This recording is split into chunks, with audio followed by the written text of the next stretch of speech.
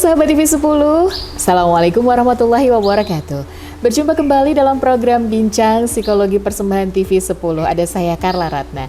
Dan seperti biasa selalu bersama psikolog kita berbincang-bincang tentang problem yang mungkin erat kaitannya dengan apa yang terjadi pada kita atau orang-orang di sekeliling kita. Semuanya ada di Bincang Psikologi dari TV 10. Kami undang Anda juga untuk berpartisipasi. Silahkan di nomor WhatsApp yang tertera di layar. Anda bisa curhat tentang apa saja juga di sini ya. Nanti kita tayangkan di episode yang akan datang, kita bahas bersama psikolog kita. Dan saat ini saya berada di Padepokan Patrap, Surakarta, milik psikolog kita. Beliau Pak Setio Purwanto. Assalamualaikum Pak Setio. Waalaikumsalam warahmatullahi wabarakatuh. Pak Setio ini selain psikolog juga dosen ya Pak? Ya, dosen Fakultas Psikologi, ngajar di Universitas Muhammadiyah Surakarta. Baik, jadi menerima juga konsultasi psikologi, konsultasi skripsi juga. Skripsi juga. Konsultasi rumah tangga. Konsultasi rumah tangga juga loh, komplit ya. Wah, cocok nih Pak dengan cocok apa ya? Yang mau kita bahas Pak. Waduh, ini yang beberapa waktu ini viral ya Pak. Yang terjadi dalam rumah tangganya selebgram. Oh iya. Kelihatannya baik-baik aja, berjalan 5 tahun. Ini yang terjadi yang baru beberapa waktu ini ya. Baik-baik saja bertahan 5 tahun sampai punya anak 3. Tapi tahu-taunya baru mengunggah video dia korban KDRT sampai diperlihatkan gitu loh bagaimana kekerasannya dalam rumah tangga itu. Waduh, ngeri, kita sendiri juga kaget padahal postingannya selama ini tuh ya kayak adem ayem gitu ya. Sampai punya anak 3. Padahal KDRT-nya disampaikan dalam 5 tahun pernikahan itu bukan yang pertama kali gitu. Berarti kan sudah sering ya Pak? Sudah sering ya. Oke, itu nanti yang akan kita bahas. Kok bahas KDRT ya? Berat ya? Enggak, kita mau bahas tentang ini. Perlukah bertahan atau tinggalkan? Nah ini ya, perlukah bertahan atau tinggalkan dalam pernikahan saat alami KDRT? Oke. Seharusnya sih kekerasan dalam rumah tangga atau KDRT itu seharusnya tidak pernah terjadi dalam hubungan rumah tangga ya Pak. Seharusnya. Karena tidak hanya soal kekerasan fisik, KDRT ini juga bisa berwujud kekerasan psikis, seksual hingga verbal ya. Jadi bukan hanya kekerasan secara fisik ya Pak, ternyata KDRT. Nah ini dia. Nanti bagaimana juga untuk pemulihannya dampak dari KDRT atau yang akan kita analisa lebih dalam adalah perlukah bertahan atau justru tinggalkan, karena kita lihat dia bertahan selama 5 tahun loh Pak. Nah ini dia. Oke, mungkin bisa disampaikan dulu deh. Kalau tadi saya sampaikan sedikit lah tentang gambarannya, ternyata bukan hanya secara fisik saja KDRT itu dilakukan. Nah kita sebagai kaum wanita terutama ya, yang kebanyakan menjadi korban KDRT itu, sebenarnya yang termasuk KDRT itu apa saja gitu. Jadi kita biar aware, oh berarti ini suamiku ini udah KDRT nih kayak gitu.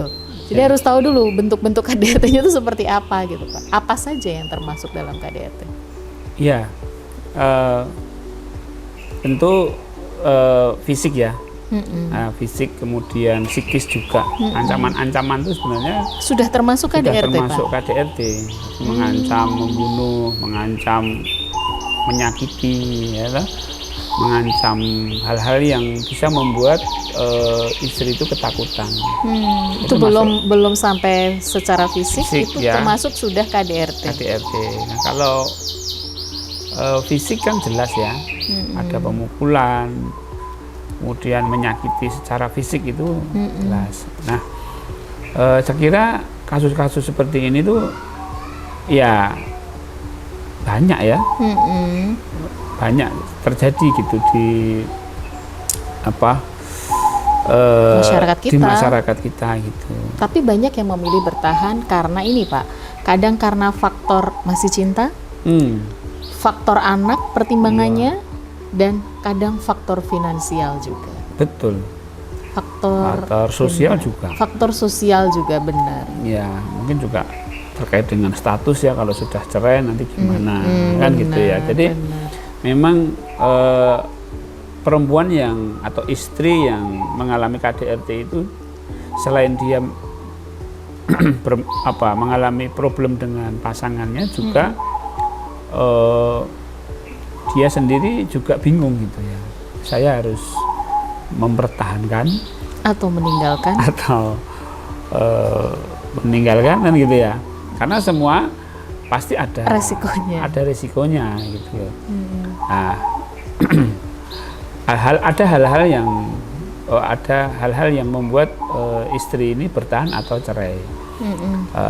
Ini sangat tergantung sekali gitu dengan value atau nilai yang dia pegang. Kalau dia memegang tinggi kehormatan dirinya, value kehormatan dirinya tinggi, itu sangat sensitif sekali dengan adanya sikap-sikap merendahkan dari suami, termasuk apalagi ya KDRT gitu apalagi kan, sampai fisik ya, sampai fisik gitu kan. Nah, dia lebih baik meninggalkan. Kemudian juga tingkat ini ya, kemandirian ya, finansial terutama ya Pak ya. Ya, kalau cuma ibu rumah tangga itu lebih bertahan lah dia, meskipun menerima perlakuan lebih bertahan daripada perempuan-perempuan yang mandiri. Ya mandiri gitu, dia bekerja gitu, dia akan lebih bisa, aku tinggalkan aku bisa hidup. Artinya memang kan secara finansial dia tidak bergantung ya. Ya, aku bisa kok merawat anak saya sendiri. Betul. Ya, aku bisa kok menghidupi diriku sendiri, ngapain ya? Nah, itu ya. Nah, dia juga karena disibukkan oleh kegiatan-kegiatan itu, jadi status janda, status sendiri itu nggak masalah gitu loh. Karena aktivitasnya itu banyak dihabiskan untuk, betul, waktunya memang ya sudah terisi, tidak sempat untuk memikirkan statusnya, status jandanya gitu. Dan sekarang pun saya kira sudah tren juga gitu, ketika seorang istri cerai karena suaminya KDRT, kemudian dia lebih berkarir ya. Betul. Berkarir di lebih sana, bersinar sini, ya Pak. Lebih bersinar cemerlang gitu. Lebih merawat diri juga lebih ya. Merawat pasti. diri. Me time-nya itu lebih banyak. Me time-nya lebih banyak. Betul. Ya, banyak akhirnya menemukan kebahagiaan. Betul. Dan itu kan juga sudah sedang tren juga. Aku ngapain menikah kalau ruwet gitu kan. Daripada nambahin menikah kan untuk kebahagiaan. Iya. Dipikir-pikir menikah tambah ruwet, tambah tersiksa, tambah ini. Begini saja sudah bahagia gitu kan, kadang-kadang seperti itu. Gitu. Apalagi perempuan ya. Kalau perempuan tuh kalau masalah biologis itu nggak begitu penting. Iya, gitu. Bukan prioritas. Bukan ya, prioritas gitu, sehingga dia lebih survive daripada suaminya laki-lakinya. Kalau laki-laki memang biologis itu utama gitu kan. Tapi kalau perempuan itu enggak, sehingga di dalam proses KDRT itu biasanya yang menuntut cerai istrinya gitu. Atau dalam permasalahan keluarga itu biasanya menuntut cerai adalah istrinya. Kalau suaminya biasanya yang gondeli gitu. Ya, karena dia akan kehilangan istri ya kan, itu dia sangat ini sekali gitu. Nggak punya istri itu juga pusing juga dia, laki-laki ini, suami ini gitu. Nah, saya kira akan banyak ya pertimbangan-pertimbangan yang tapi jika bertahan juga ini loh Pak, resikonya juga besar ya Pak ya. Ya, otomatis pertimbangan itu kan kesehatan mental terganggu banget ya Pak. Dampak KDRT itu berat ya Pak? Terutama trauma ya. Trauma gitu kan. Terutama anak juga bisa trauma juga. Nah, ini nih yang pertimbangannya masih karena udah menerima KDRT nggak berani speak up, katanya bertahan demi anak, biar anak itu melihat ini sosok komplit orang tuanya. Tapi justru anak malah bisa jadi trauma. Nah, ini yang harus dicatat ya. Iya. Memang sih betul sekali bahwa anak itu perlu model ayah, model laki-laki, model perempuan gitu ya. Walaupun dia perempuan tapi juga perlu model laki-laki juga gitu ya. Misalnya anaknya perempuan. Tapi kalau modelnya itu tidak bisa dijadikan role model ya lebih baik nggak usah pakai model aja. Pakai model sekalian ya. Karena nanti kalau anak melihat KDRT itu dampaknya besar. Trauma juga. Dan menyimpannya kan di alam bawah sadar. Nanti ketahuannya itu ketika dia sudah dewasa. Sampai apa itu Pak? Penyimpangan? Bisa penyimpangan dalam hal misalnya dia nggak mau menikah, gitu kan? Sampai segitu ya? Iya. Dia lebih hidup sendiri aja deh. Ngapain kok menikah?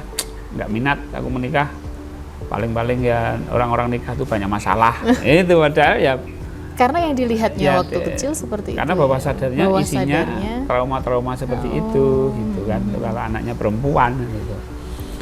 Nah, ya memang sebagai ibu ya, ini kan kalau KDRT itu penentu apa namanya, cerai itu kan istri ya, nggak mungkin suami lah. Kalau suami itu pengennya ya KDRT tapi tetap punya istri gitu loh. Maunya ya. Maunya orang suami-suami yang KDRT itu maunya gitu kan gitu. Memberi makan egonya ya Pak ya. Nah, itu kan. Nah,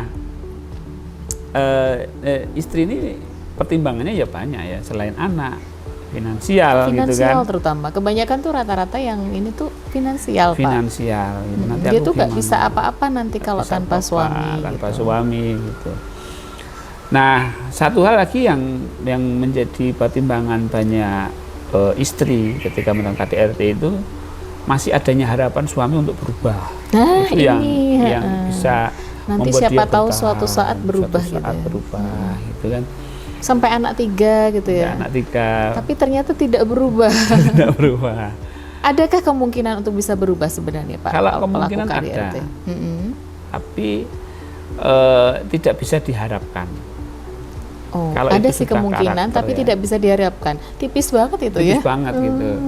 Makanya seringkali kalau saya memberikan konseling pada suami istri gitu, ya kita itu nggak bisa merubah suami kita, suami ibu itu. Ibu juga, suami pun nggak bisa merubah karakter ibu gitu. Jadi dalam berkeluarga itu ya bagaimana saling menerima karakter masing-masing. Lah kalau karakter suami saya ini ringan tangan. Ringan tangan. Ringan Ya, tangan bukan membantu, tapi membanting. ringan tangan dalam membanting.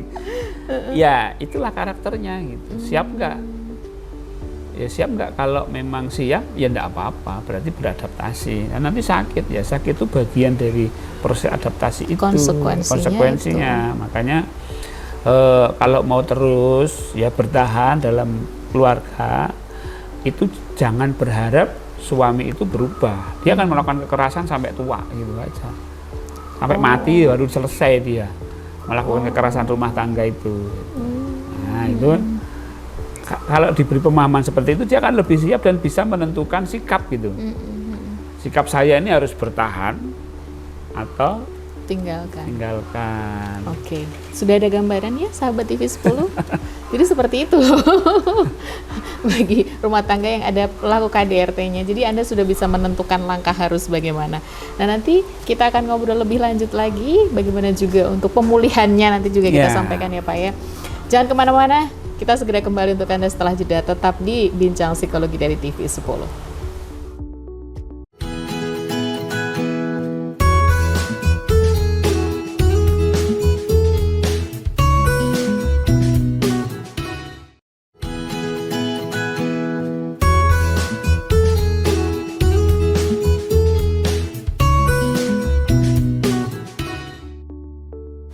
Terima kasih Anda masih menyimak program Bincang Psikologi dari TV 10 bersama saya, Carla Ratna, dan psikolog kita, Pak Setio Purwanto.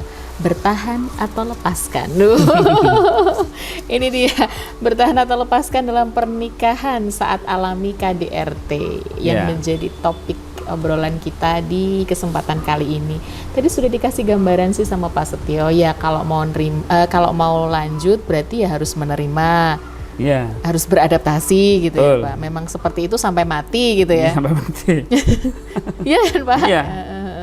Tapi kalau mau lepaskan ya lepaskan. Berarti apa itu Pak? Harus merecovery diri sendiri atau harus bagaimana ini Pak? Terutama yang Kan kalau cerai ya, resikonya itu yang awal-awal itu biasanya dia akan menghadapi proses persidangan yang melelahkan lah. Melelahkan. Kemudian yang kedua tentang harta gonogini lah, yang adopsi anak adopsi anak, yang ini hak asuh anak lah. Nah, itu juga resiko yang harus dijalani lah, karena itu juga nanti bisa di persidangan juga ya mungkin main culik di sekolah, yang ini ribut dengan mertua, mantan mertua dan seterusnya, sehingga sampai nanti mencapai titik kesepakatan dengan mantan. mantan suami. Ini tambah lagi ya udah kayak kena trauma, masih harus depresi mikirin resikonya, belum finansialnya, Kemudian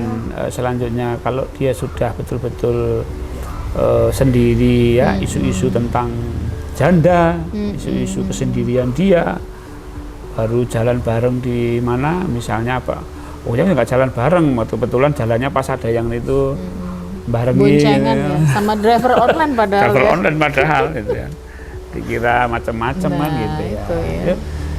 Resiko-resiko isu di masyarakat itu kalau nggak siap juga stres, ya kan, bikin stres juga gitu kan, dikira dituduh yang ini gitu kan. Kalau seorang perempuan sangat sensitif ya hal itu.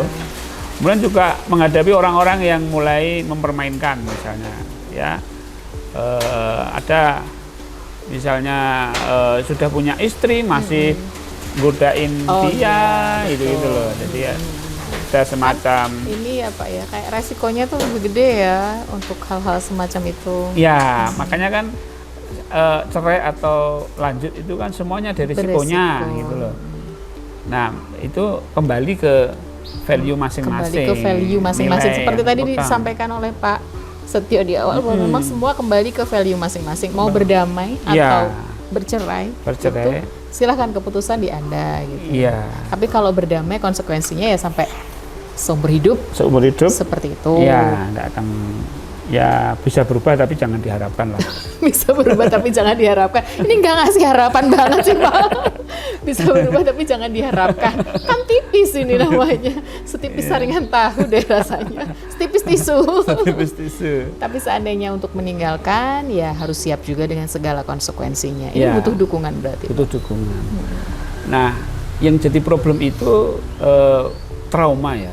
Trauma dari istri ini. Apakah dia pasti lanjut atau nggak lanjut, itu pasti trauma, ketakutan itu pasti ada.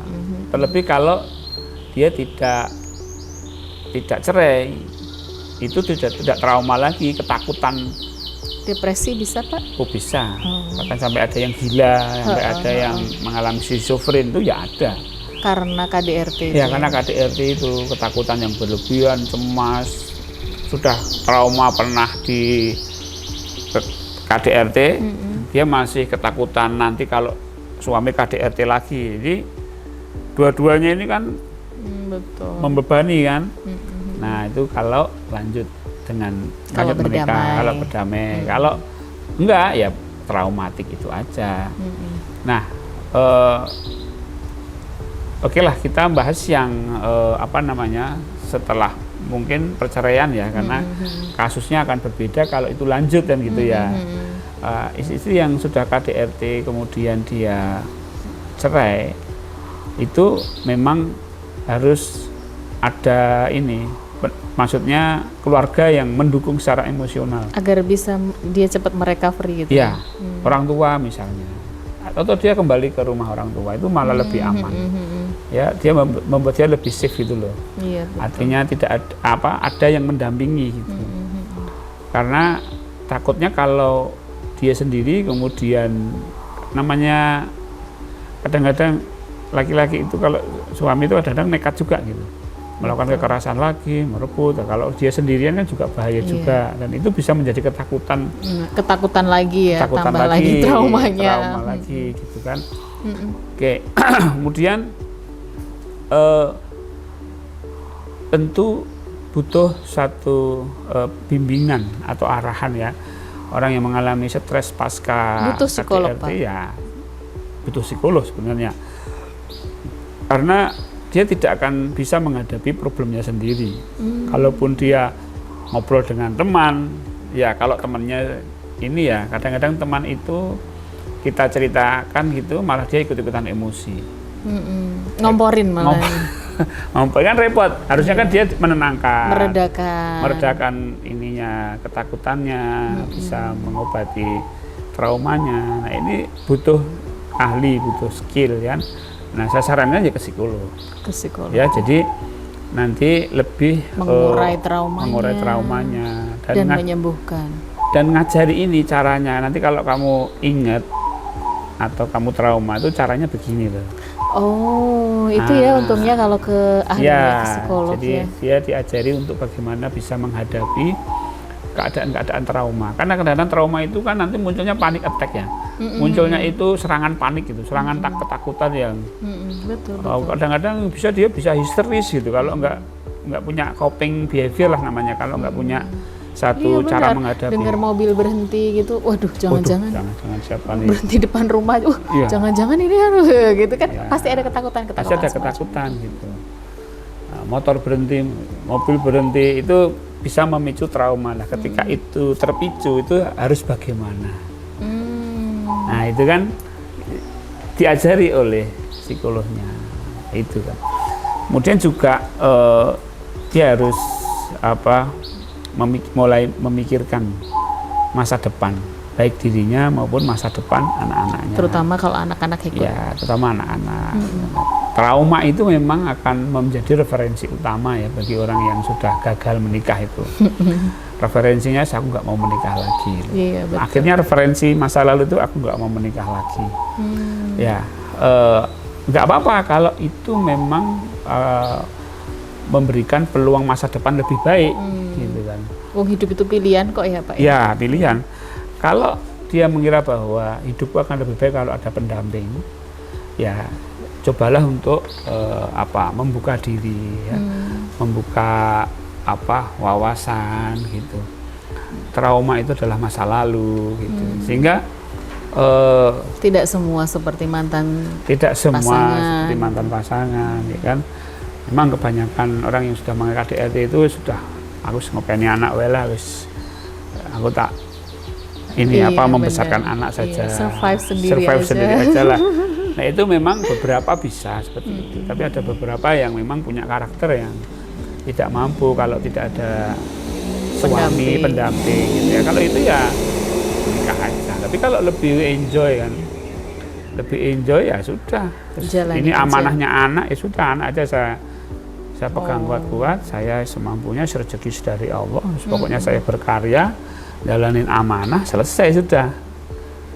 Traumanya sembuh juga ya Pak? Traumanya sembuh juga. Ya, asal dia bisa lebih acceptance ya, lebih mindfulness, lebih menerima trauma-trauma yang muncul gitu. Saya kira itu nanti akan sembuh gitu. Oh gitu. Iya, jadi dia lebih acceptance. Oh ya dulu pernah, lalu memaafkan mantan suami.